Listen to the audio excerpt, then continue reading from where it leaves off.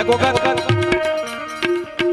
દરબાર શ્રી રામવાળાનું બારોટ વાલે ગુજરાતની અંદર, એટલે એમાં એક વખત બરોબર ગામ ભાંગી અને ઘોડે સવાર 2-5 સાથીદારોને એરિયામ જતા હતા. નીતિ કોને કહેવાય એની વ્યાખ્યા આ પ્રસંગની અંદર છુપાયેલી છે, એટલા માટે વાત કરું છું કે નીતિ કોને કહેવાય, નીતિમત્તાનું બારોટું કોને કહેવાય, ખરેખર ધર્મ નિભાવ્યો કોને કહેવાય, ખરેખર નીતિ રાખી અને કોઈની સામે ઝુઝુંભાઈ હોય તો એનો ઉત્તમ દાખલો છે.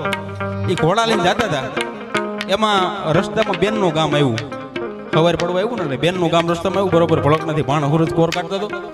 એટલે સાથીદારો એમ કીધું કે રામભાઈ બેનનું ગામ છે તો જરાક ડોકું કાઢતું આવું છે, ચા પાણી પી આવ્યા છે, શિરામણ પાણી કરી આવ્યા છે. એટલે આપા રામે ના પાડી કે ના ના આજ નથી જવું.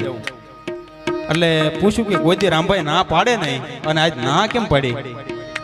એટલે રામભાઈ એમ કીધું કે અરે પૈસા નથી, બેનને કંઈક દેવું પડે, કારણ કે આપણામાં રિવાજ છે કે ત્યાંથી આપણે ઊભા થઈ બેનની દીકરીની ઘરેથી તો આપણે જે પૂગવી આપણે એના હાથમાં દઈને આવી.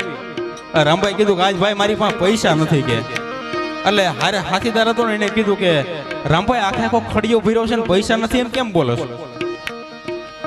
એટલે આપા રામે જવાબ આપ્યો કે સાંભળ ભાઈ, પૈસાનો આખો ખડિયો ભર્યો છે અને રામને એની કઈ બીકઈ ન હોય, આખું બેનને આપી હોત એમ દઉં, પણ આ ખડિયો નીતિનો નથી, આ બેનને ન દેવાય. આવી નીતિ પોતાની, એના માટે આ બધા છંદો ગવાણા છે, એના માટે છંદો લખાણા. એટલે